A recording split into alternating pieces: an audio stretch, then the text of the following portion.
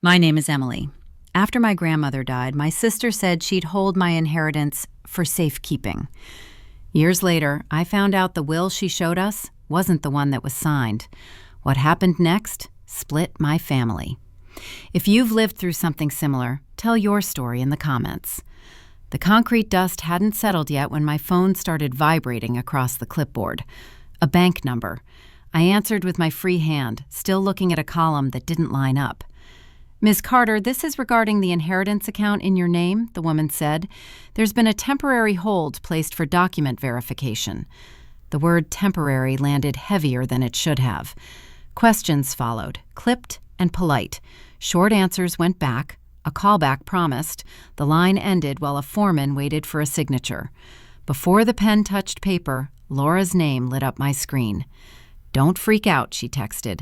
"I already handled the paperwork like Grandma wanted." "Oh, please don't drag the bank into this at work." Lunch hour turned into a drive across town. Traffic lights felt slower than usual. By the time my parents' house came into view, Laura was already seated at the dining table, a neat stack of papers clipped together in front of her. "This is the final version," she said, sliding it forward. "I've been holding it for safekeeping." The pages looked ordinary, too ordinary. Eyes stopped at the date near the signature. It didn't match the day remembered sitting in a hospital hallway, coffee gone cold, watching nurses move past double doors. "That date seems off," I said. Laura didn't look down. "The old attorney retired," she replied. "This was filed later." "What about the original?" I asked. She smiled without showing teeth. "There's no need for it anymore." Mom reached for the papers before I could. "Honey, this is family," she said. "Let's not involve banks and strangers." Dad nodded, already tired of the conversation. A walk to the hall closet followed, out of habit. The box where Grandma kept tax returns and handwritten notes was gone. The shelf held dust outlines and nothing else. Back at the table, Laura gathered the papers. "See," she said, "everything's safe." She slipped the stack into her designer bag and pulled the zipper closed. The sound cut through the kitchen louder than anyone's voice. A vibration followed, then another.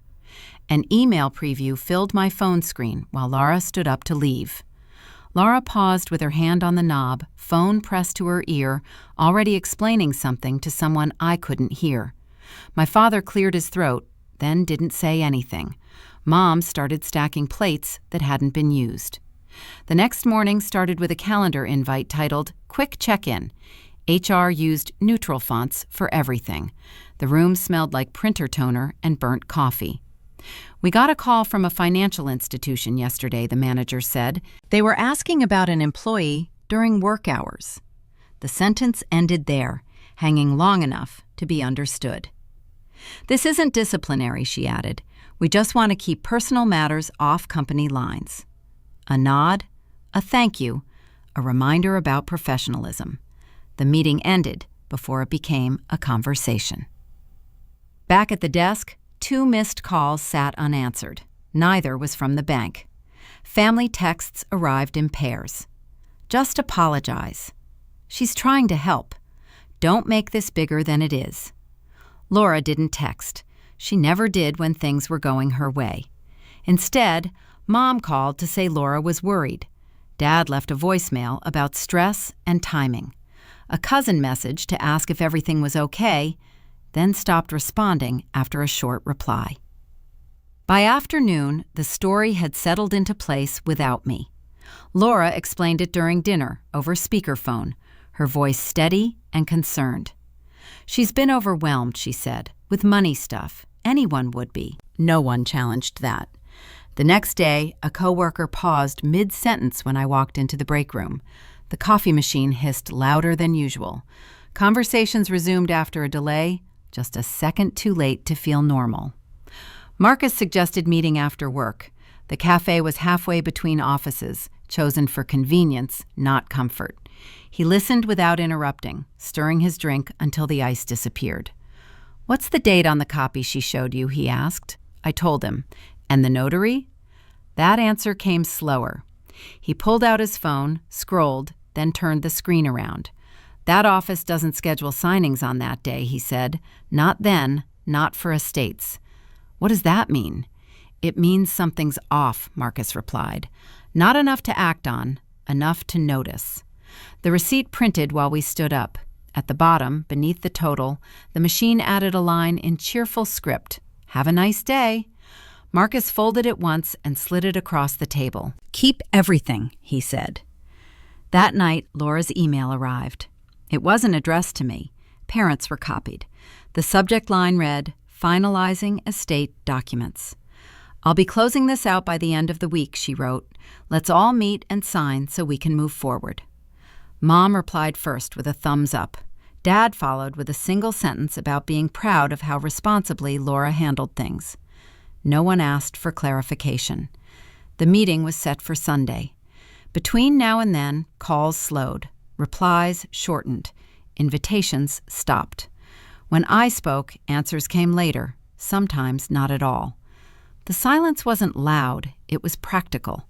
Laura sent one message directly. This doesn't need to be a fight.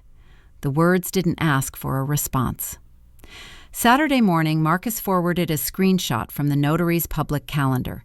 No commentary attached, just dates and gaps that didn't line up with the paper Laura carried. Sunday crept in anyway. At my parents' house, chairs were added around the table, pens lined up beside a folder already placed at the center. Laura sat where she always did, back straight, hands folded. Let's just sign and eat, she said. Everyone's tired. Plates clinked in the kitchen. Someone adjusted the thermostat. The house was empty when I unlocked the door. No cars in the driveway, no TV noise leaking from the living room. The alarm code still worked. That alone felt like permission, even if it wasn't. The hallway closet stuck the way it always had. A gentle pull, then harder. Coats shifted. A box slid forward and bumped my foot. Behind it, wedged between the wall and the shelf, sat a thin manila folder bent at one corner. It wasn't labeled. That was what made it familiar. The folder held only 3 pages, a carbon copy receipt from a notary office, a stamped date, a line that read, Original Received. Beneath it, another line, smaller, easy to miss, Supplemental Note Attached. That word stayed put, while the rest of the room faded. Supplemental, not replacement, not amendment, attached. The date on the receipt matched the one on Laura's copy, the same date she'd said Grandma signed everything. Except the receipt wasn't for a signing, it was for a filing. The timing lined up too cleanly to be accidental. Grandma was already in the hospital that week. There hadn't been a trip across town. There hadn't been paperwork handled in person. There had been Laura, though. Plenty of her. My phone vibrated before the folder went back. Laura's name flashed once, then again. Are you at the house? She texted. No reply went out. Another message followed. Please don't make this worse. The folder slid into my bag instead of the closet. The door locked behind me without ceremony. Halfway down the block, Mom's number appeared, rang twice, then stopped. A voicemail came through seconds later. Laura said you've been asking questions, she said. We don't need drama right now. That phrasing spread fast. Drama. Lifting the word made it easier to carry. By the time I reached my car, a cousin had already asked why I was trying to overturn Grandma's wishes. The story had been summarized and shared before I could finish reading the receipt again. At a red light, the notary's number came up from a quick search. The call connected on the 3rd ring. Public records, a woman said. How can I help you? A name and a date were given. The explanation stayed short. Let me check the archives, she replied. Music filled the line. Tinny, familiar in the way hold music always is. It looped once, then again, then a 3rd time, unchanged, like a test of patience disguised as courtesy. When she came back, her voice stayed neutral. There is a note associated with that filing, she said, but I can't release details over the phone. Is it still there? I asked. It exists, she said. That's all I can confirm. The call ended without apology. The phone stayed in my hand longer than necessary. Across the street, a dry cleaner flipped its sign from open to closed. The light changed. Traffic moved. Another message arrived. "If you keep this up," Laura wrote, "you'll force people to take sides." The warning wasn't subtle. It didn't need to be. Marcus called before I could decide where to park. His tone didn't rush. "I heard back," he said. "There was a supplemental note." "So it's real," I replied. "Yes," he said, "but someone requested a review." The word landed the same way temporary had days earlier. "Who?" I asked. Marcus didn't answer right away. Paper shifted on his end. "The request came in after you called," he said. "Same office, different name." Silence followed, not the heavy kind, just long enough to understand what wasn't being said. Laura hadn't waited. She'd moved. The bank email arrived before sunrise. The subject line didn't use punctuation, just a statement of fact. Account status update. By the time the message finished loading, the decision had already been made somewhere else. All accounts connected to the inheritance were frozen pending legal review. No estimated timeline, no appeal link. A phone number sat at the bottom, smaller than the rest of the text. At work, a purchase request bounced back with a red banner. Secondary credit access revoked. The system didn't explain why. It didn't need to. Laura's filing came through that afternoon. Marcus forwarded it without comment. The language was precise, rehearsed. Conflict of intent, ambiguity in documentation, protection of the estate. The objection wasn't emotional. It was procedural. Family didn't wait to read it. Mom called first. "Laura showed us the paperwork," she said. "It's pretty clear." Clear meant printed. Clear meant stamped. Dad followed with a text reminding me that legal things were complicated, and Laura had always been good with details. She wouldn't do this if she wasn't sure, he wrote. The explanation spread quickly, almost efficiently. Laura had stepped in to manage confusion. Emily was upset. The documents supported Laura's version. End of discussion. The date came back again while Marcus talked through the filing. Same numbers, same week, same day Grandma had been admitted. "That's not a coincidence," he said. It wasn't framed as comfort, just an observation. The trust I'd placed in someone else's organization suddenly had a timestamp. While hospital forms were signed and meals went untouched, another set of papers had moved through a different building. Marcus didn't soften the rest. "What you have isn't enough yet," he said. "Not to stop this." The call ended with options that weren't solutions. Wait, document, stay available. Laura sent one message. I had to respond, and nothing followed. That evening, a family group chat lit up for the first time in months. Laura posted a scanned page with highlighted sections and a short explanation about protecting Grandma's wishes. No one questioned the highlights. Reactions appeared in order. Thumbs up, hearts, a single prayer emoji. A reply started, then got erased. Another one followed and disappeared too. The screen went blank without sending anything. Marcus called again later, voice lower this time. "Notice the pattern," he said. "She files first. She frames it as protection. She uses the system to slow everything down." He didn't say her name again. It wasn't necessary. "She keeps you reacting," he added. "That's the leverage." The confirmation came through just after that. A formal notice from the county office attached as a PDF. The original will was temporarily suspended pending review. No ruling on validity, just a pause. Traffic filled the street outside the office building. People walked past without looking in. The car stayed parked longer than planned. The message stayed open on my phone. Another voicemail came in. Mom again. "This is getting serious," she said. "Please stop pushing." Laura's silence followed. No texts, no emails, nothing public. She didn't need to say anything more. The paperwork was speaking for her. Marcus texted a single sentence before going quiet for the night. "She's always one step ahead because she plans for resistance." The papers covered the living room floor by the time the sun went down. Not stacked, not sorted, just spread out far enough that none of them could hide behind another. Bank notices, copies, emails, screenshots, the thin manila folder pulled from the closet. For the first time, they weren't family history. They were exhibits. The couch stayed untouched. Dinner didn't happen. Shoes came off and never made it to the rack. Kneeling hurt after a while, so the floor got colder and the posture changed, shifting from one knee to the other, hands moving pages without ceremony. The pattern didn't jump out all at once. It showed itself the way paperwork always does, through repetition.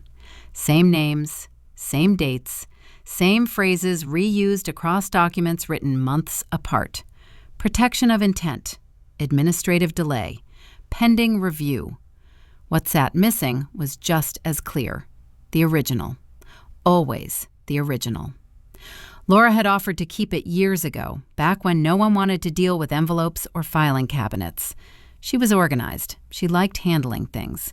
It sounded like help. It felt like relief at the time. When the date first didn't match, nothing was said. When the explanation came too fast, it got accepted. Each moment where something felt slightly wrong came with a reason not to push. Someone was grieving. Someone was busy. Someone else had it handled. That's where the loss happened. Not in a courtroom, not at a bank. It happened in those pauses. The realization didn't arrive as a rush. It settled. This wasn't about being unprepared or naive. It came from avoiding a confrontation that would have been uncomfortable early and catastrophic later. The phone buzzed once, then again. Messages from family scrolled by without being opened. Their tone had shifted over the last few days, turning from reassurance into concern, then into something closer to warning. Marcus called while a receipt slid off the pile and landed face down. "The notary isn't retired," he said. "I checked again." That was all he needed to say. "He still has his records," Marcus continued, "and there's an audio confirmation." The words didn't change volume or pace, but they carried weight. Audio meant clarity. It meant something that couldn't be summarized away or reframed in a group chat. "He remembers the original," Marcus added, "and the note that went with it." Silence followed. Not from hesitation, but calculation. "There's a cost," he said next, "if you use it."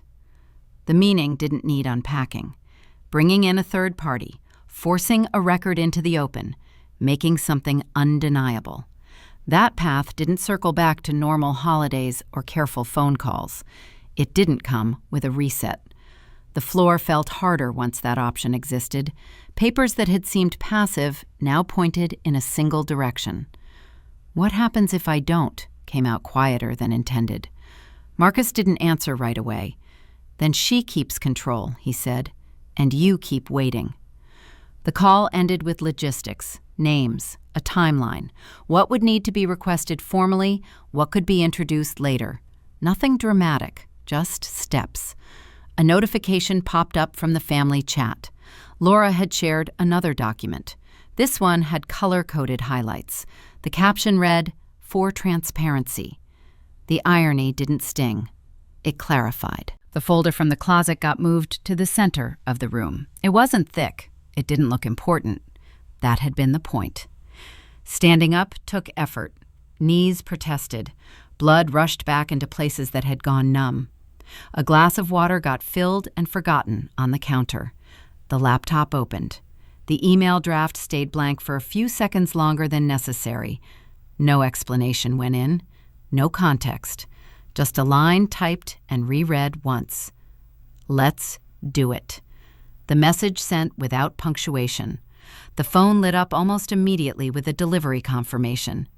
No reply followed. That was fine. Papers started coming together then. Not neatly, not perfectly, just with intention. The ones that mattered got clipped. The rest stayed where they were, evidence of how much ground had been covered to get here. A folder got labeled for the first time, not with names or dates, just original. The conference room didn't belong to anyone in particular. Neutral chairs, neutral walls, a table big enough to keep distance without admitting that was its purpose. Laura arrived first, already talking to the family lawyer, papers aligned, pen uncapped. She nodded when I walked in, the same way she used to nod during school meetings, acknowledgement without invitation. The lawyer started with a summary that assumed agreement, dates, filings, pending reviews. Laura filled in gaps smoothly, clarifying intent where the language felt thin. This was always about protecting Mom's wishes, she said, keeping things stable. Stability turned out to be the key word. Not fairness, not accuracy, control. The pattern became clear as the conversation moved. Every document Laura referenced had been prepared in advance. The alternate copy, the legal objection, the supporting statements from relatives who hadn't been present but trusted her judgment. None of it was reactive. This hadn't started when I questioned the date. It had started when she decided she should be the one deciding. Marcus slid a folder across the table at the right moment. The notary's name was visible on the tab. "We have confirmation of an original will," he said, "and an audio record tied to it." Laura didn't interrupt. She waited.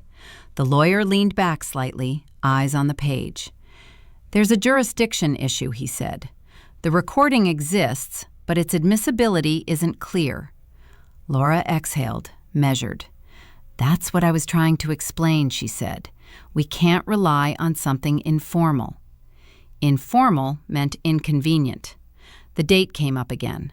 This time the lawyer acknowledged it.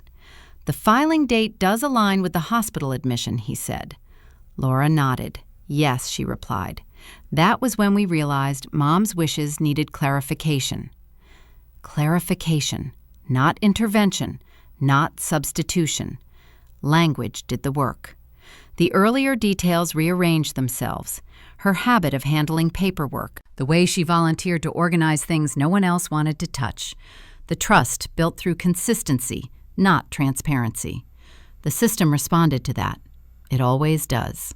Another filing had already been submitted. Marcus hadn't seen it yet. The lawyer had. Given the conflicting interpretations, he said, the original document will remain suspended. Laura thanked him.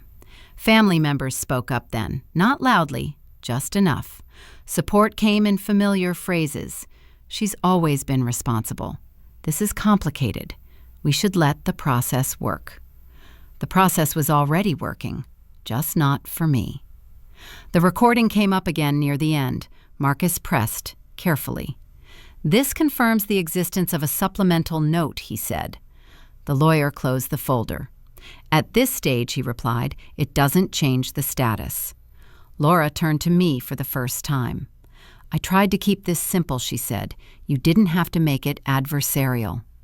The phrasing landed cleanly, not an accusation, a diagnosis. There was nothing to respond with that wouldn't feed the frame she'd built. Silence did more. The meeting ended without resolution. That was the point. Outside, the hallway felt longer than before. Marcus spoke quietly as we walked. "She planned for this," he said. "The structure, the delays." No comfort followed. None was expected. Phones started vibrating before the doors opened. Calls, messages, family numbers. Laura's name appeared twice, then disappeared. The building emptied around me. People headed back to work, back to lunch, back to whatever they'd stepped away from. The sidewalk waited. Standing there, the scale finally settled. This wasn't a grab, it was maintenance.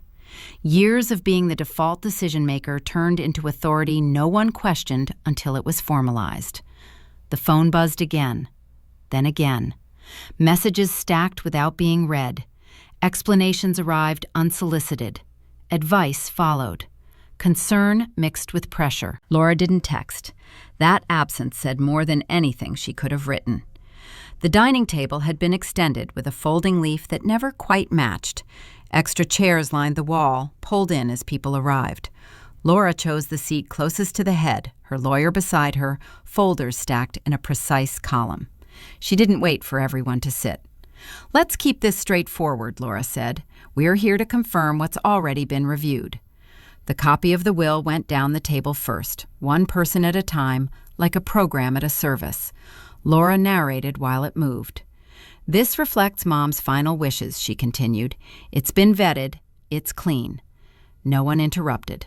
Some nodded. Someone asked about dinner plans. When the folder reached me, it stayed closed. "I'd like to read something first," I said. Laura didn't look over right away. "That won't be necessary," she replied. "We're past that stage." It's short, I said. The lawyer cleared his throat. Anything supplemental would need prior review, he said. It was reviewed, I replied. Just not here. Laura turned then. This isn't appropriate, she said. You're trying to confuse people. The paper came out anyway. 1 page, plain. The notary's stamp sat near the bottom. This is a supplemental note attached to the original filing, I said. Laura shook her head once. That document isn't valid, she said, and you know that.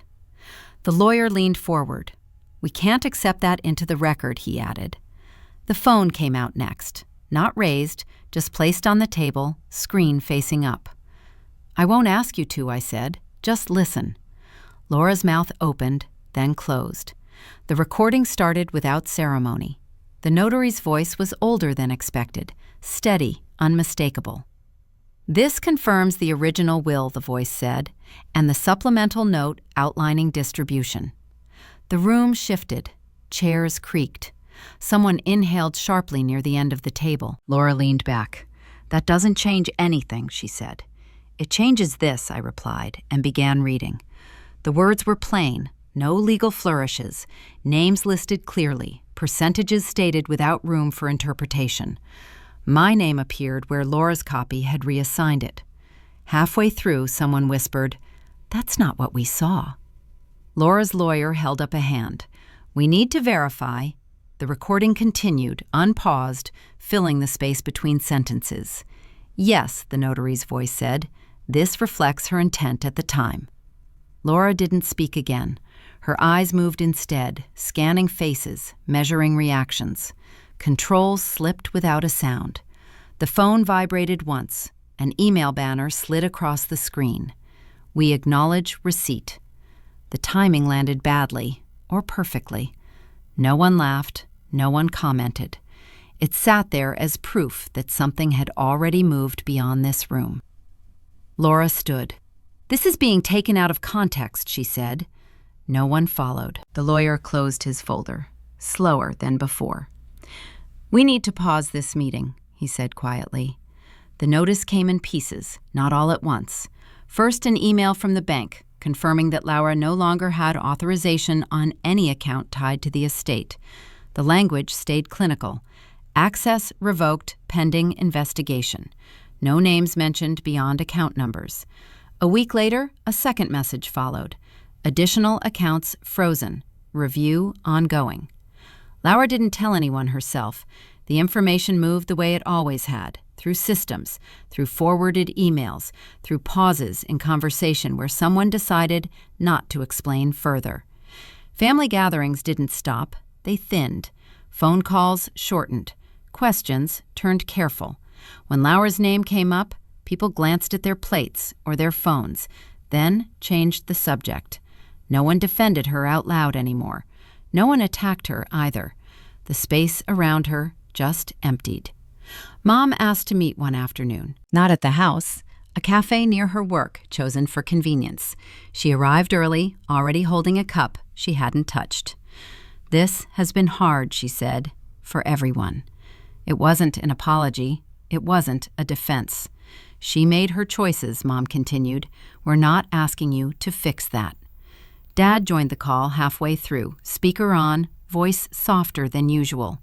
"We just don't want things completely cut off," he said. "She's still your sister."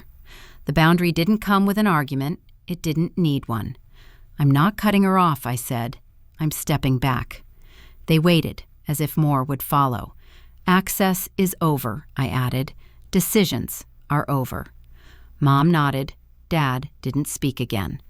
The conversation ended the way it began, without raised voices or resolution, just an understanding that the old shape wasn't coming back. The system corrected itself slowly. It always does. One account reopened, then another. Each email used the same phrasing, same font, same detached tone. The final one started with an apology. "We apologize for the inconvenience." The line sat above a list of restored access points, indifferent to how long the inconvenience had lasted or who had caused it.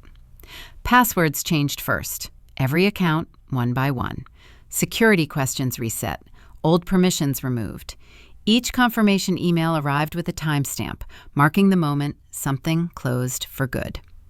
The power of attorney paperwork got shredded at a copy shop down the street. The clerk asked if everything was okay. "Just updating," I said. Keys came last. The spare set to my parents' house still sat in the side pocket of a bag I hadn't used in weeks. Handing them back didn't require an explanation.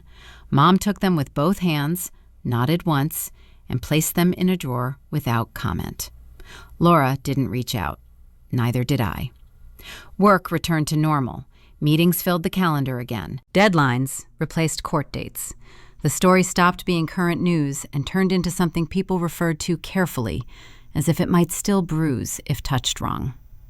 The move happened quickly after that. A smaller place closer to work. Boxes stacked and unstacked, furniture arranged without consulting anyone else's opinion. The last evening there, Keys rested heavier than expected. Not from weight, but from certainty. The door closed behind me after work, the new lock clicking into place with a sound that didn't echo. Shoes went by the wall. The bag dropped onto a chair. Keys came off next.